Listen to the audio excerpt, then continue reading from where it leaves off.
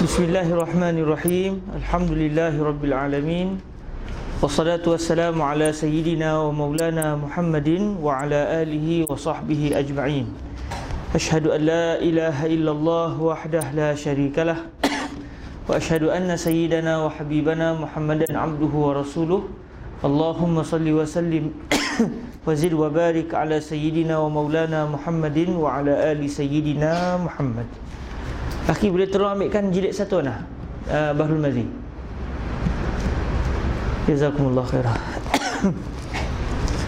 Alhamdulillah, syukur kita kepada Allah Subhanahu taala di atas keizinan daripada Allah dapat bertemu pada pagi yang berbahagia ini untuk kita menyambung pembacaan kitab Bahrul Mazi karangan Syekh Muhammad Idris Ibnu Abdul Rauf Al-Marbawi. Dan hari ini kita akan masuk pada masalah yang ke-260 masalah yang ke-260. Saya mohon kemaafan tadi ada berlaku kelewatan, tambah pula jalan apa nama licin jadi tak berani nak bawa laju. Takut tak jadi Bahrul Mazi. Dia jadi Bahrul Tini Jadi sebab tu saya buat pelan-pelan. Jadi saya mohon kemaafan. Ditambah pula dengan beberapa urusan bisnes menyebabkan kelambatan Saya mohon kemaafan. Baik, kita akan sambung pada masalah yang ke-260. Bismillah wassalatu wassalamu ala sayyidina wa habibina Muhammadir Rasulillah wa ala alihi wa itratihi wa ashabihi wa man walah. Bi isnadina al-muttasil ila sayyidina al-Syekh Muhammad Idris Ibni Abdul Rauf Al-Marbawi rahimahullahu subhanahu wa ta'ala. Wa nafa'ana Allahu bi'ulumihi wa ulumi masyayikhihi wa talamizatihi wa qurra'i bahril mazi wa sa'iri musannafatihi wa syurrahiha Allahumma amin. Qala rahimahullahu subhanahu wa ta'ala 260 masalah bangkai binatang laut dan hukumnya. Ya saudaraku, adalah sabda Nabi, al-hillu maitat, al-hillu maitah. Kalau kita lihat dalam matan, al-hillu maitatuhu. La'alla sawab ada berlaku ketinggalan kalimah di sini Atau di sana ada riwayat lain yang kita tidak jumpai, wallahu taala a'la wa a'lam. Tapi setakat yang kita lihat secara zahirnya, maknanya berlaku seakan-akan kejatuhan pada huruf ha. Al-hillu maitatuhu. Wallahu a'lam. Ya saudaraku, adalah sabda Nabi al-hillu maitatuhu, itu menunjukkan sekalian bangkai binatang laut halal semuanya. Kata Nawawi di dalam syarah Muslim pada babu ibahati maitatil bahr. Boleh juga dibaca mayitat, mayitat ataupun maitat.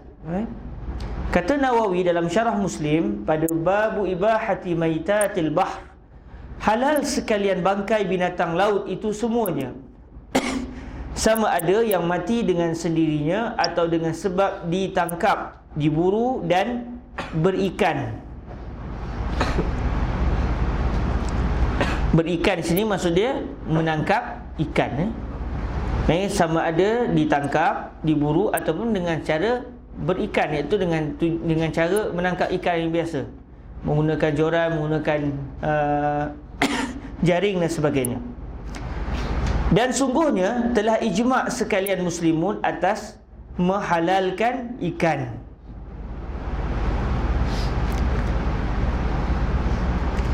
Dan sungguhnya telah ijma' sekalian muslimun atas menghalalkan ikan. Melainkan kalau ikan tu beracun. Kalau ikan tu beracun, dia jadi haram di ghairi, bukan haram di zatihi. 261 masalah katak dan hukum binatang laut. Walaupun katak tu takat kita tengok tak tahulah kok ada katak dalam laut, tetapi maksud di sini adalah binatang yang hidup di dalam air. Katak dan hukum binatang laut. Kata Nawawi, telah berkata ashab kita diharamkan katak, melainkan dalam mazhab Imam Malik halal makan katak. Jadi kalau Cina masuk Islam, dia nak makan katak, ahlan wa sahlan. Tapi kalau dia ajak kita, kalau tuan-tuan sanggup, silakan. Saya tengok satu rancangan elok untuk ibu mengandung katak masak sup, masak sup kacang merah. Masa tu tak tahu lagi, kita kata ya karib, rupanya halal dalam mazhab Imam Malik. Ahlan wa sahlan. Kalau kamak lah, sedap katanya. Jadi kalau kita tengok penting kita tahu perbahasan khilaf, supaya kalaulah seseorang itu melakukan perbuatan yang halal dalam mazhab lain, kita tidak ingkar. Contoh, kalau kita tak tahu katak tu halal dalam mazhab Imam Malik, kalau kita tengok orang tentera masuk dalam hutan, sebelum tu dia orang buat praktis makan katak, kita kata ini haram. Betul lah, haram dalam mazhab Imam Syafi'i, tetapi halal dalam mazhab Imam Malik sebagai contoh. Saya tahu kata katak ni boleh dimakan dalam mazhab Imam Malik adalah sebagaimana yang disebut oleh Syekh Yusri bin Rushdi. Kata Nawawi, telah berkata ashab kita diharamkan katak kerana hadis pada tegah membunuhnya. Baik, kalau tak boleh bunuh, tak boleh makan. Kalau boleh makan, mesti dibenarkan untuk kita bunuh dia. Ini kefahaman dalam mazhab Imam Syafi'i. Ditambah pula katak macam hidup dua alam. Kata mereka itu ulama, dan pada barang yang lain daripada ikan itu ada 3 wajah. Maksudnya 3 pendapat. Pertamanya, yang lebih asahnya halal semua binatang laut. Okey. Sebentar, dia kalau begitu dia rosak tu. Apa? Offkan dulu, lepas tu pasang balik. Dia jadi hawa panas. Offkan dulu, lepas tu pasang balik. Mahal tu 10,000 tu. Alhamdulillah telah dibeli secara hutang dan dibayar. Alhamdulillah. Dapat duit baru ni, tinggal duit kita 28,000. Alhamdulillah. So ruak ni tak ada yang hutang dah. Alhamdulillah. Sebelum ni gah lah, tapi berhutang. Alhamdulillah. Pasang balik, lepas tu pasang balik terus. Tak apa, insyaAllah. Pertamanya, yang lebih asahnya halal semua binatang laut. Dan yang keduanya, lain daripada ikan tiada halal. Lain daripada ikan tiada halal. Dan yang ketiganya, halal barang yang ada baginya bandingan daripada binatang darat yang dimakan, dan tiada halal binatang laut yang sebandingan dengan binatang darat yang haram. Ini pendapat. Maka atas qaul yang ketiga ini, halal dimakan kuda laut dan biri-biri laut dan kijing laut. La Allah sawab kijang. La Allah sawab kijang.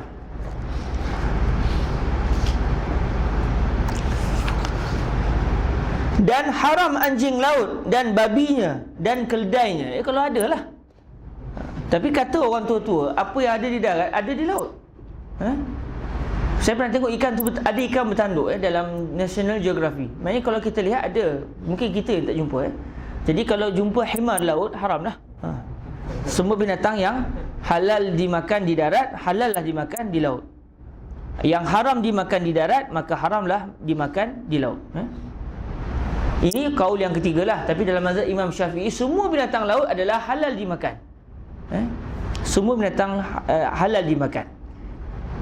Melainkan kalau dia hidup dua alam lah. Kalau dia hidup dua alam, maka ketika itu dia jadi haram makan. Itu pun kalau dibincang dalam mazhab Imam Syafi'i, khilaf juga. Ada pendapat dalam mazhab kita yang mengatakan boleh makan buaya. Boleh dimakan buaya. Jadi benda ni penting untuk kita ketahui. Walaupun bukan untuk tujuan kita nak buat nasi arak buaya contoh, tapi pentingnya supaya kita dapat tahu khilaf para fuqaha.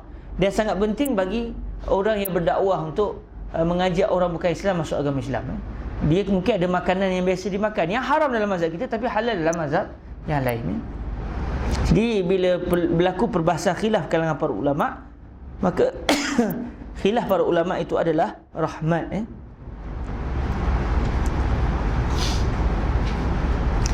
Kata Nawawi, cuma para hadirin rahmati Allah, sekarang ni Syekh Idris menterjemahkan kalam Al-Imam An-Nawawi dan disebut di situ dan biri-biri laut dan biri-biri laut.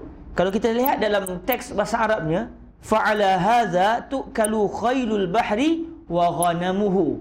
Jadi Syekh Idris Al-Marbawi menterjemahkan kalimah ghanam dengan biri-birinya, iaitu biri-biri laut.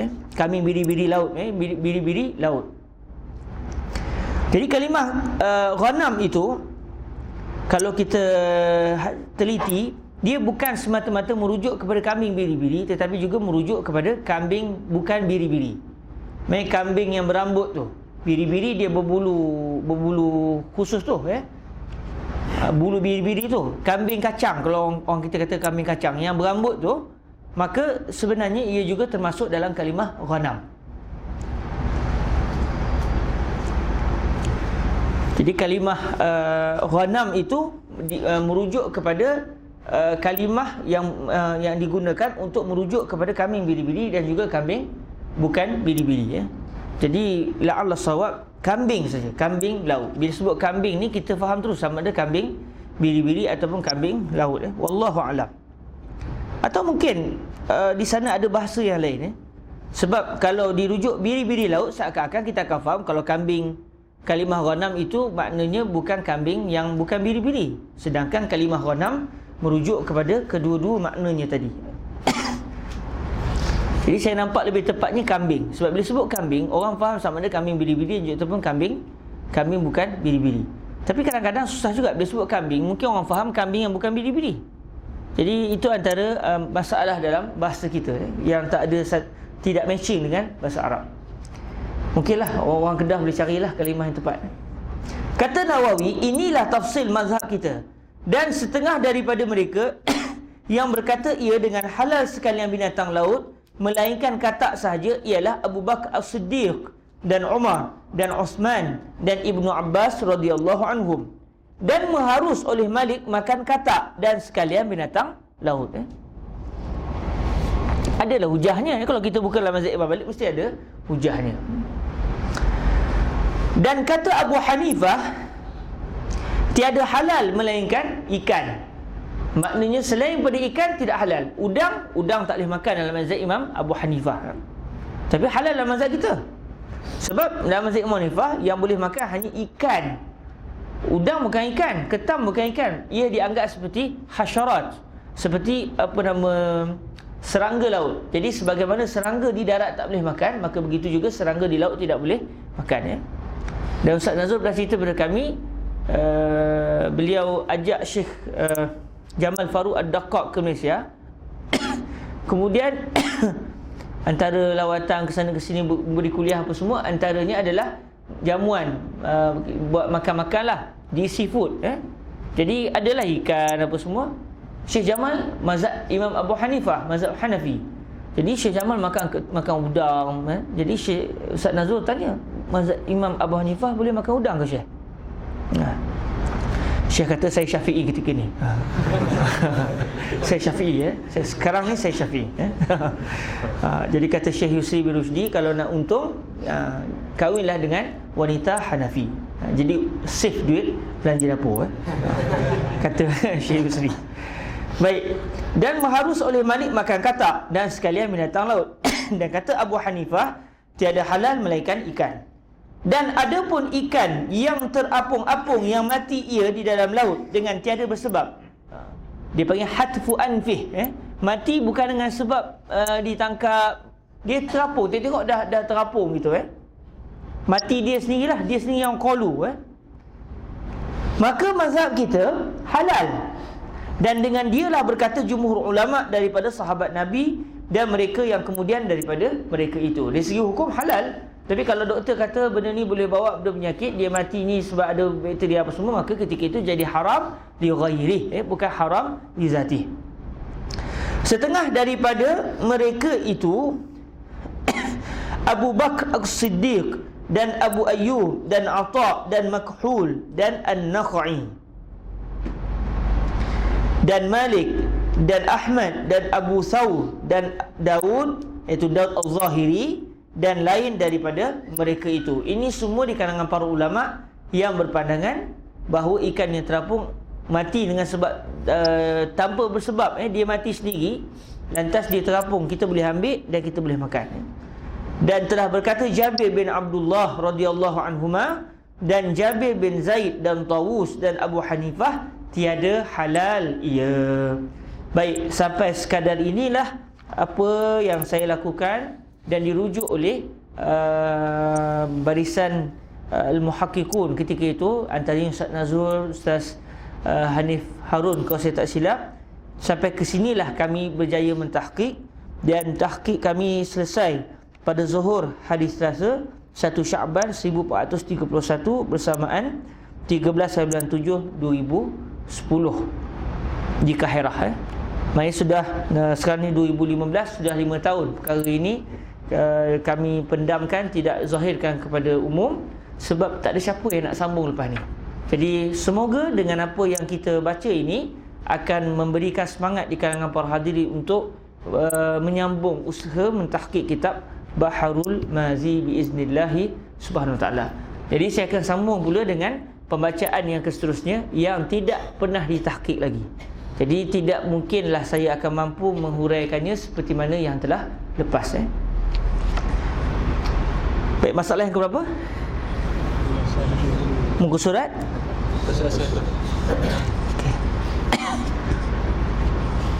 Kalau betul ditahqiq kitab Bahrul Mazi dijangka 44 jilid. Dijangka 44 jilid. Okey. Kisah 100. Baik, bismillahirrahmanirrahim.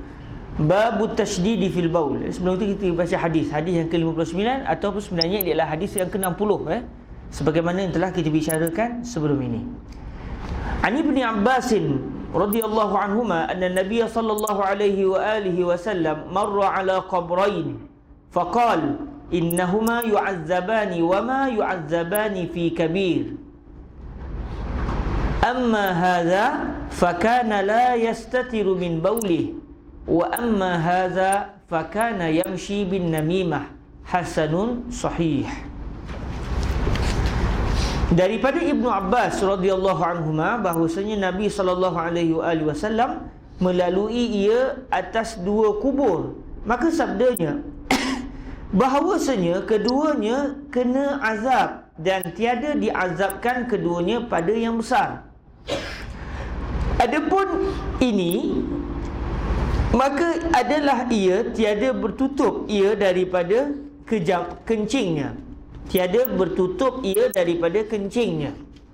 Dan adapun ini, maka adalah ia berjalan dengan mengacum. Mengacum maknanya an-namimah, mengadu domba. Dia sebarkan pelbagai cerita supaya orang berkelahi. Supaya 2 golongan berkelahi. Dia panggil an-namimah, mengacum. Babut tasydid fil baul. 262 bab mengeraskan pada kencing. Maksud dia amaran ataupun satu benda yang merupakan ancaman dalam isu kencing. Mengeraskan di sini maksud dia ancaman. Ketahuilah kiranya ya saudaraku, adalah kencing itu najis, maka orang kencing yang tiada ambil berat dan peduli kepada kencingnya, maka berdosa besar ke atasnya, sebagaimana tersebut pada hadis yang dikeluarkan oleh Tirmizi, demikian bunyinya. Ani Ibn Abbas radhiyallahu anhuma anna Nabiy sallallahu alaihi wa alihi wasallam marra ala qabrayn. Diriwayatkan daripada Ibnu Abbas radhiyallahu anhuma bahawasanya Nabi sallallahu alaihi wasallam melalui ia atas 2 kubur yang ada ia di dalam satu kebun daripada beberapa kebun di dalam negeri Madinah. Maka terdengar kepadanya ngerang, ngeranganlah, kerang apa, mengerang, mengerang, menjerit. Maka terdengar kepadanya ngerang kedua isi kubur itu. Faqal innahuma yu'azzabani wa ma yu'azzabani fi kabir. Maka sabdanya bahawasanya kedua orang yang di dalam kubur ini diazab akan keduanya, dan tiadalah sebab diazabkan keduanya itu pada dosa besar, pada sangka keduanya, atau pada besar kerja meninggalkannya dan menjauhkannya. Amma hadza fakana la yastatiru min bauli. Adapun yang satu, kubur ini, maka adalah ia memperbuat salah, tiada mendinding, yakni tiada memelihara dirinya daripada kencingnya. Wa amma hadza fakana yamshi bin namimah. Dan adapun yang satu lagi ini, maka adalah ia berjalan dan berusaha dengan mengacung. Maka itulah sebab keduanya kena dera itu. Di sini kita dapat ambil kesimpulan, maknanya yang didera itu adalah sahabat baginda Nabi SAW. Sebab di hujung hadis nanti, kalau kita baca dalam sambungan hadis dalam Sahih Bukhari, sebagai contoh, Nabi ataupun dalam Sahih Muslim, saya teringat dalam mana satu, ataupun dalam kitab hadis yang lain, baginda Nabi minta 2 pelepah dan baginda cantas, kemudian baginda tanam, supaya dikurangkan azab kubur tersebut.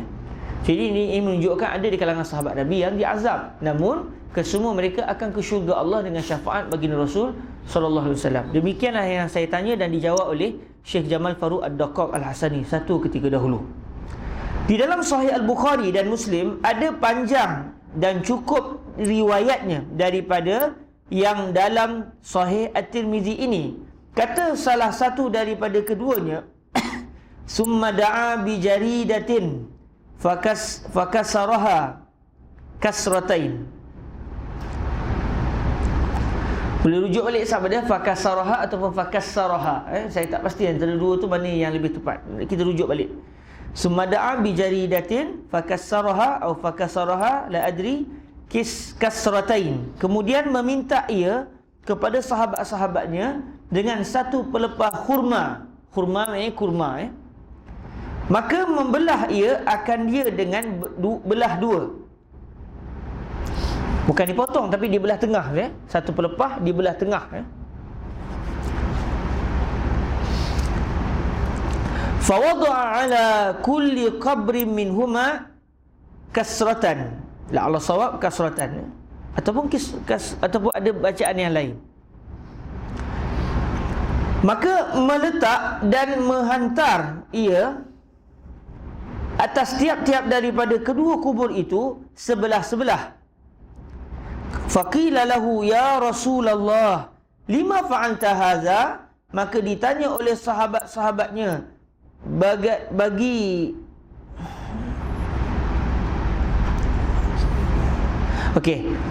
maka ditanya oleh sahabat-sahabatnya baginya, ya Rasulullah, kerana apa tuan hamba perbuat ini?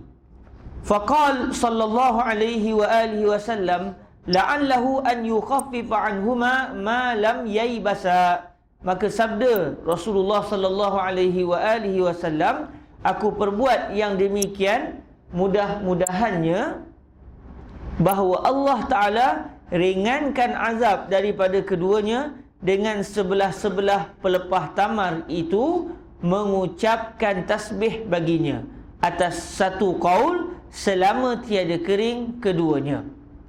Kata Abu Isa, dan pada bab ini ada riwayat daripada Abi Hurairah dan Abi Musa Al-Asy'ari dan Abdul Rahman Ibnu Hasanah dan Zaid dan Abi Bakrah, dan katanya bermula itu hadis hasan sahih.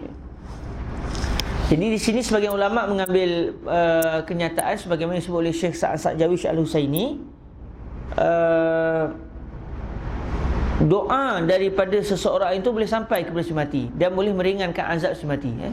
Kalaulah pelepah kurma itu dia belum kering, dia hidup, dia bertasbih kepada Allah, berkat tasbih itu boleh meringankan azab kubur si mati, maka manusia itu lebih-lebih lagi. Walaqad karramna bani Adam. Dan di sini antara hujah digunakan oleh sebahagian para ulama yang mengatakan bacaan doa, baca Al-Quran yang dihadiahkan oleh orang yang hidup kepada si mati sampai, berdasarkan pendapat sebahagian para ulama. Ada juga yang tak setuju. Biasalah khilaf di kalangan para ulama. Antara yang tak bersetuju adalah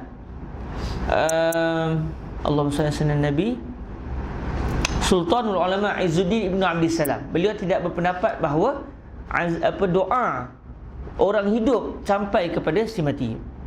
Kemudian beliau meninggal dunia, orang bermimpi melihat beliau. Lantas ditanya, macam mana? Kata beliau, sampai rupanya.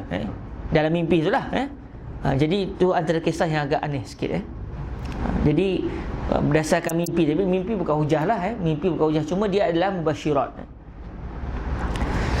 263 masalah. Kencing tiada berbasuh dan dosanya. Kata Nawawi, bermula sabda Nabi, amma hadza fakana la yastatiru min baulih. Pada hadis di dalam masalah 262 itu, pada setengah riwayat la yastanzihu, artinya tiada bersih dirinya daripada kencing. Dan pada setengah riwayat la yastabri'u, artinya tiada berlepas diri daripada kena kencing. Maka semuanya ada dalam Bukhari dan lainnya, dan sekaliannya itu sahihah. Bermula maksudnya tiada berjauh diri dan memelihara diri daripada kena kencing. Sama ada dia kencing tapi tak berdehem, menyebabkan dalam zakarnya masih ada lagi kencing, atau dia kencing main taram je, menyebabkan air kencing memercik balik ke dalam, kena kepada tubuhnya, lantas dia sembahyang dalam keadaan najis. Maka terupa ia dengan beberapa kelakuan. Okey, surah masalah ni macam dia. Gambaran macam mana seseorang itu dia tidak memelihara diri daripada kencing. Mahya suratuhu. Baik, kata Syekh Idris, maka terupa ia. Terupa gambaran kepada masalah ini dengan beberapa kelakuan. Okey, kelakuan ini semuanya boleh diertikan sebagai orang yang tidak memelihara dirinya daripada kena kencing. Setengahnya, apabila ia kencing, tiada ia membasuh dengan air atau sental sampai bersih, supaya jangan kena ke badan, yakni di peha-pehanya dan di kain-kainnya.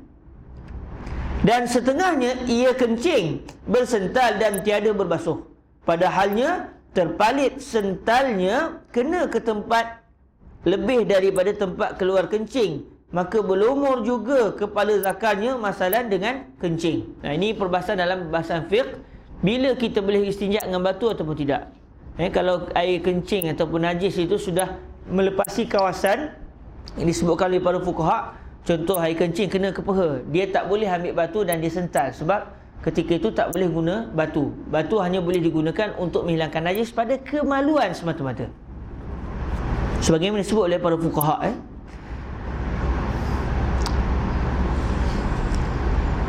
Dan setengahnya, seorang yang kencing memercik kembali kepadanya, maka tiada ambil hirau ia dan tiada dibasuh di mana-mana tempat di tubuhnya yang kena kencing, maka semua kelakuan ini menjadikan berdosa besar, sebagaimana keterangannya di dalam masalah 264 akan datang ini. 264 masalah kencing tiada berbasuh dan sebab dosanya.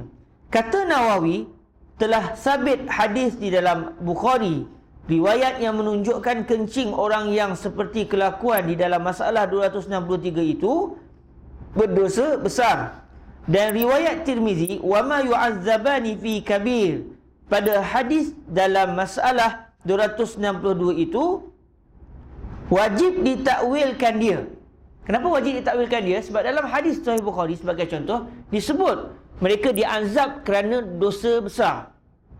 Setiba hadis dalam Sunan Tirmizi, wa ma yu'azzabani fi kabir, mereka tidak diazab kerana besar. Zahirnya mereka tidak diazab kerana mereka melakukan dosa besar. Sedangkan dalam Sahih Bukhari disebut mereka diazab kerana mereka melakukan dosa besar. Kenapa para hadirin kita kena takwil? Mustahil baginda Nabi bercakap dengan ucapan yang bercanggah. Jadi dalam perbahasan usul fiqh dia sebab babut ta'arud wa tarjih. Sebab kalam Nabi tak seperti kalam kita. Kalam kita ialah sekali temberang, dua kali cakap betul, tiga kali temberang dan sebagainya. Tapi kalam Nabi itu tidak begitu. Mustahil baginda Nabi bercanggah kalam baginda dengan kalam yang lain. Jadi bila berlaku percanggahan secara zahir, itu hanya pada pandangan kasar, bukan pada realiti. InsyaAllah Syekh Amru akan uraikan matan waraqat biiznillah pada hari Rabu depan, daripada awal dan insyaAllah sampai khatam biiznillah. Tak tahulah berapa kali kelas. Jadi kita akan sampai dalam kitab Babut Ta'arud wa Tarjih biiznillah. Kata Nawawi, dan sungguhnya telah menyebut ulama padanya akan dua takwil. Satu, annahu laysa bikabir fi za'mihima, artinya bahawasanya tiada dosa besar pada sangka keduanya. Jadi antara cara takwilnya, yang pertama begini, mereka tidak diazab pada dosa besar pada sangkaan mereka, bukan pada sisi Allah. Pada Allah benda tu besar, mereka sangka benda tu bukan dosa besar. Kedua, annahu laysa bikabir tarkuhu, annahu laysa bikabirin tarkuhu, ataupun boleh juga dibaca annahu laysa bikabiri tarkihi alaihima, artinya bahawasanya tiada besar meninggalnya atas keduanya. Dua dosa besar ni bukan payah nak tinggal pun, tidak susah, tidak besar untuk meninggalkannya. Senang sangat untuk ditinggalkan, tapi dia tetap melakukan juga, maka mereka diazab kerana kedua-duanya adalah dosa besar yang mudah untuk ditinggalkan sebenarnya. Dan sebab dosa besar itu kerana ketiadaan bersih daripada kencing itu, bukankah seperti kelakuan orang di dalam masalah 263 itu menanggung najis, maka orang yang menanggung najis itu sudah maklum tiada sah sembahyangnya. Maka jika sembahyang dengan najis juga, macam ada nombor 2 di situ lah, Allah sawak tak ada lah tu juga-juga tu Maka jika sembahyang dengan najis juga, nescaya hukumnya meninggalkan sembahyang kerana tiada sahnya. Maka meninggalkan sembahyang itu berdosa besar. Kenapa jadi dosa besar? Sebab dia tak sah sembahyang. Dalam keadaan bila tak sah sembahyang, seakan-akan dia tidak sembahyang. 256. Masalah mengacum dan rupa kelakuannya. Ya saudaraku, sejahat-jahat manusia di dalam dunia ini ialah pengacum. Sejahat-jahat manusia dalam bab ini, sebab sejahat-jahat manusia adalah orang yang mensyirikkan Allah Subhanahu Wa Taala. Jadi kita takwil kalam Syekh Qadir Mawi dalam bab ini, dalam hubungan sesama manusia, maka seteruk-teruk orang adalah orang yang kaki mengandu domba. Maka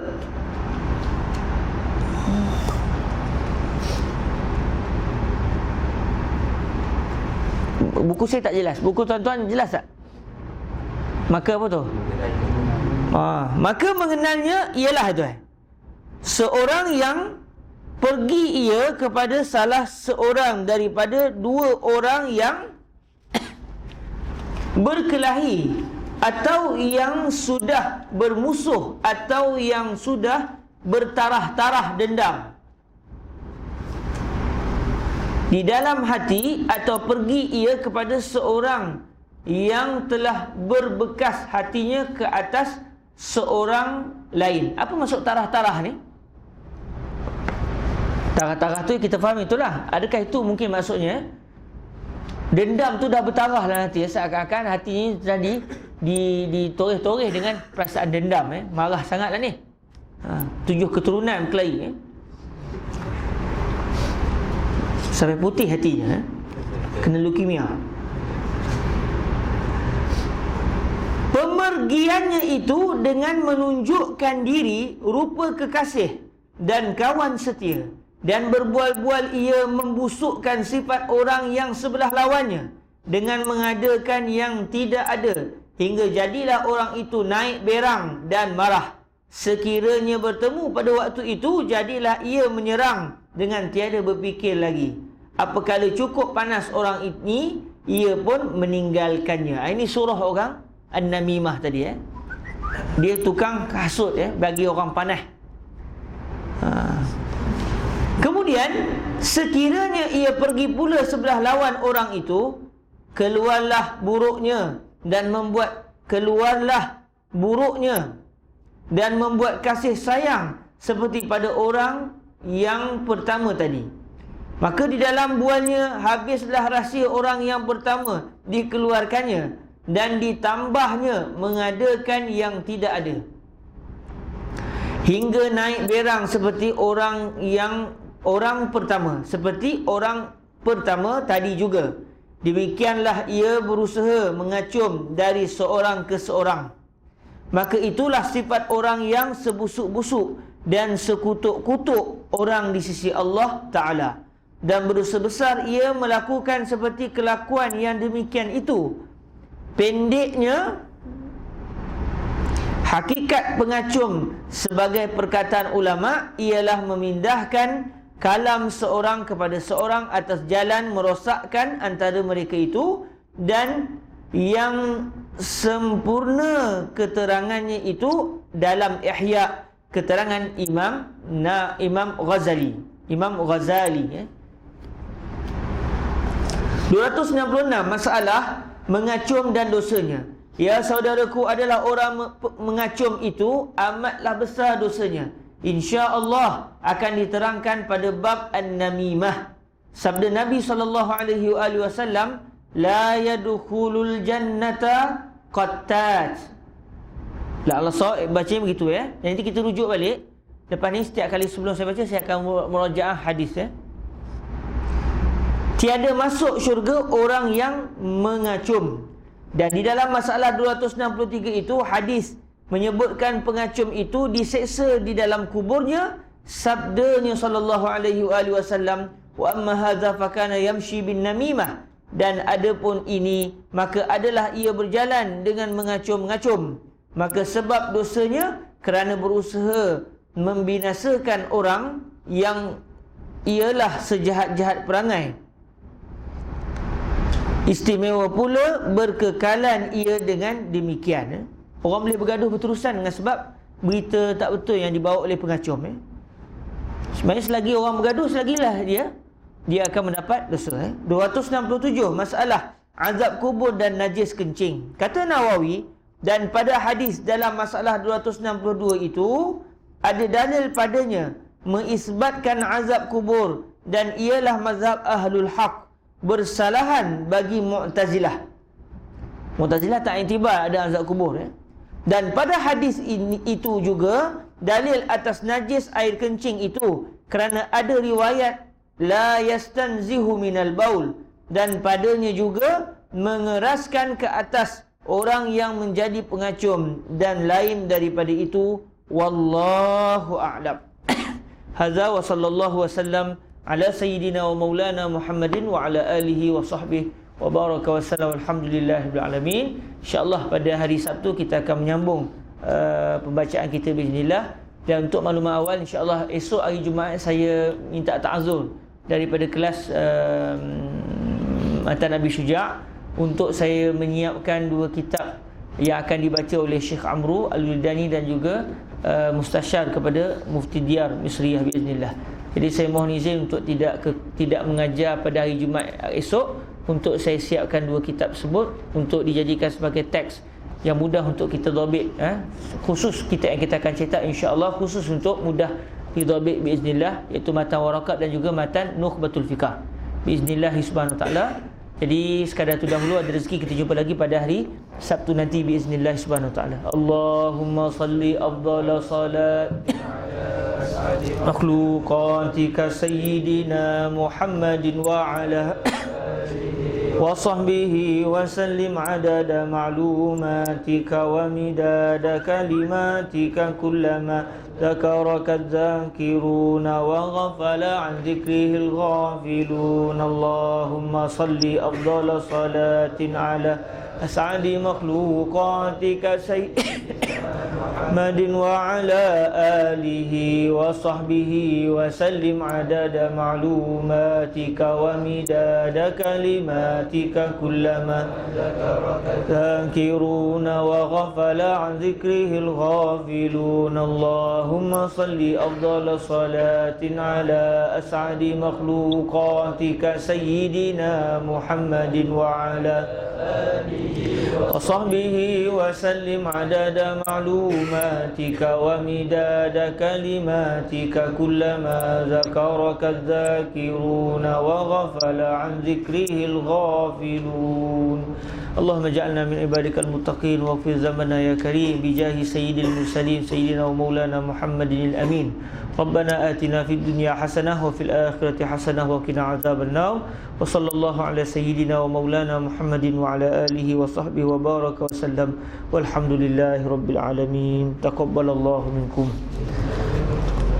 سبحانك اللهم وبحمدك أشهد أن لا إله إلا أنت أستغفرك وأتوب إليك بسم الله الرحمن الرحيم والعصر إن الإنسان لفي خسر إلا الذين آمنوا وعملوا الصالحات وتواصوا بالحق وتواصوا بالصبر